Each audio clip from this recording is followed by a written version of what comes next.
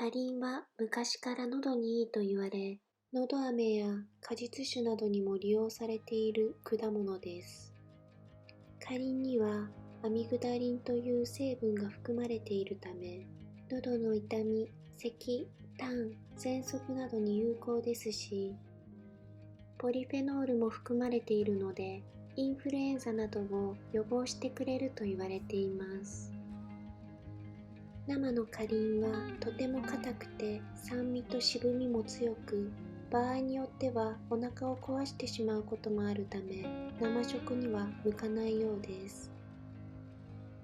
そこで今回はカリンを蜂蜜につけたカリンの蜂蜜漬けを作ってみました。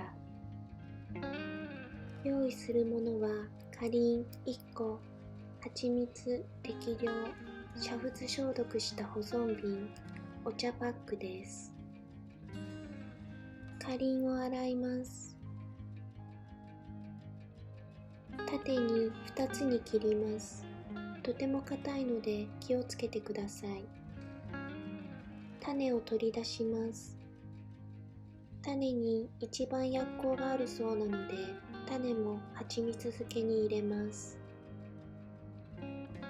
お茶パックを用意し、洗ったカリンの種を入れます。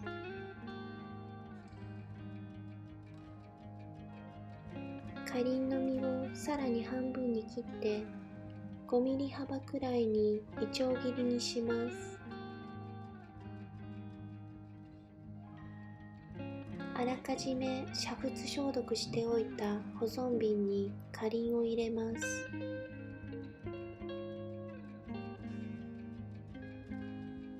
種も入れます。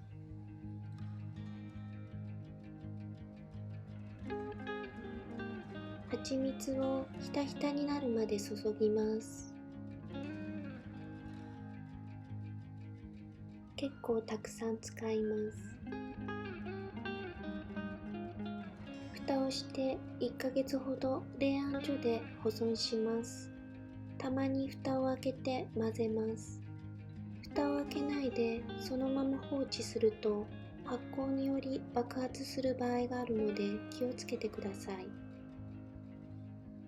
1ヶ月経ったらこして実や種を取り出し、別の清潔な保存瓶に移し替えます。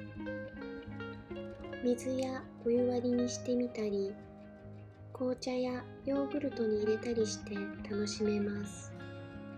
風邪気味の時や喉の調子が悪い時に蜂蜜漬けを作っておくと安心です。